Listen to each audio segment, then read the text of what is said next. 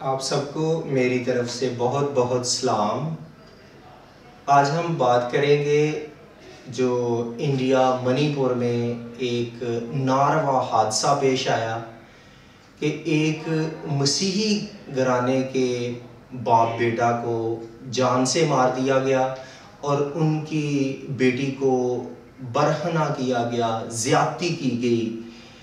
इस वाक़या की जितनी भी मज़म्मत की जाए उतनी ही कम है। और हम इस तरह के हालात मुल्क पाकिस्तान में भी देखते हैं कि हम में से अक्सर जानते हैं कि आसिया बीबी पर तौहीन रसालत लगाई गई, लेकिन वो खुदा के फजल से बाल बाल बच गई।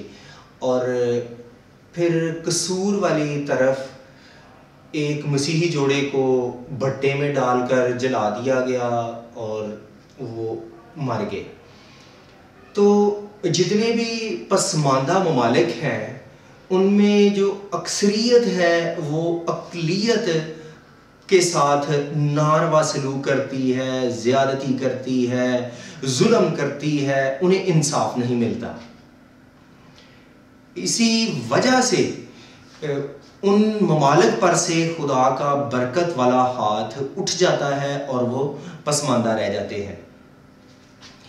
ये जुल्म ज़्यादती जब से मसीहत का आगाज़ हुआ उस वक्त से हम देखते हैं।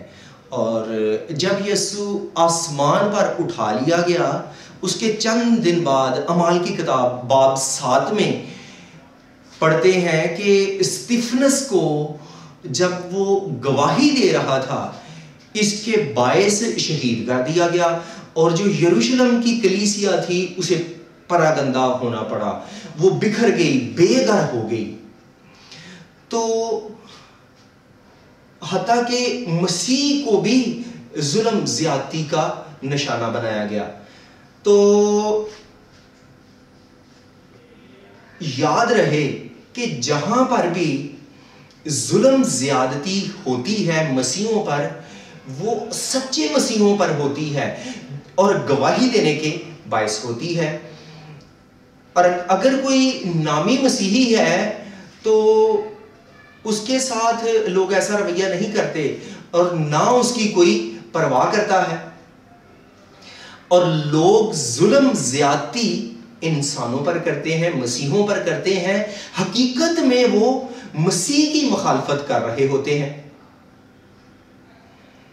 फिर जैसे पाकिस्तान या इंडिया में तो मसीही बहुत थोड़े हैं। थोड़े होने की वजह से हम मुकाबला नहीं कर सकते और ना हमारी आला हकाम तक रसाई है।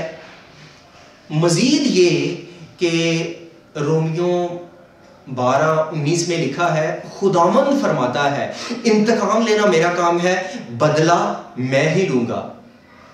कि बदला तो हमने वैसे भी नहीं लेना क्योंकि खुदा ने कहा है कि बदला लेना मेरा काम है।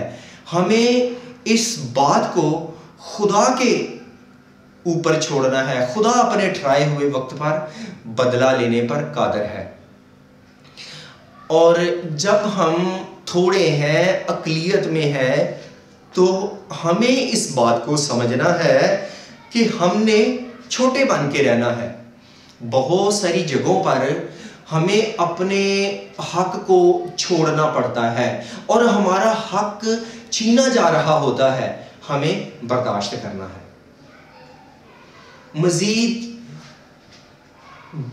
बाज़ जगहों पर ऐसे होता है कि मसीही होने के नाते लोग हमसे हसद करते हैं, ज़्यादती करते हैं और बाज़ औक़ात वो हसद, नफ़रत इस कदर वो बढ़ जाती है कि लोग हमारी जान लेने के दर पे हो जाते हैं।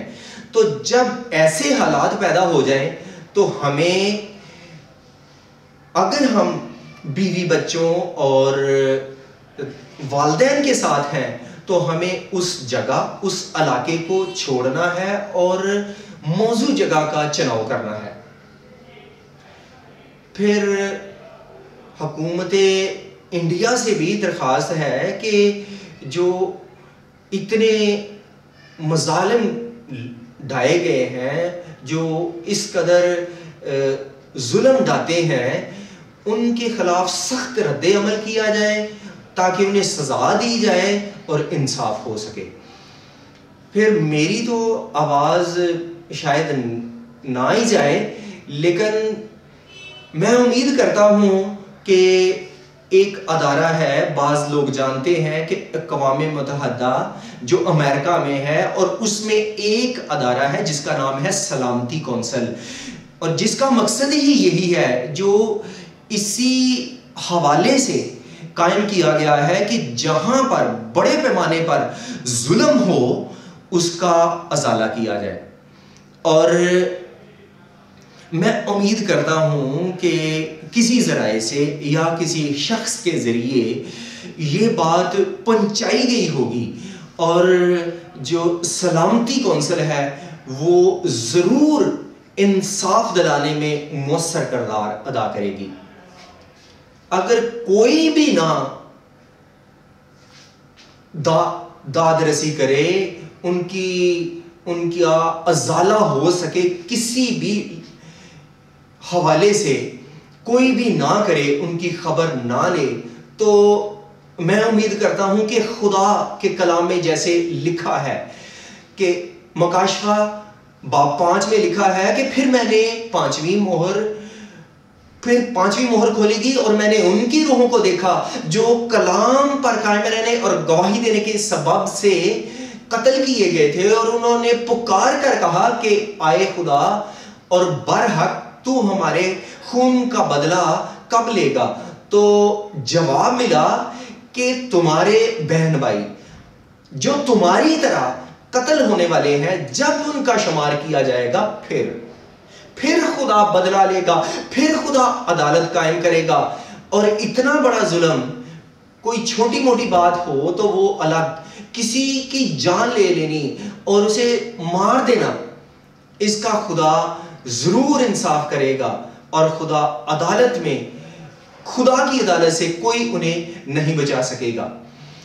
तो हम सब उनके इस गम में शरीक हैं कि खुदा उस लड़की को और उनके घराने को, उनके अजीज़ों को तसल्ली दे। और मज़ीद ये कि हम इस वाक़या की पुरज़ोर मज़म्मत करते हैं और उनके दुख में हम बराबर शरीक हैं। खुदा उन्हें तसल्ली दे। आमीन।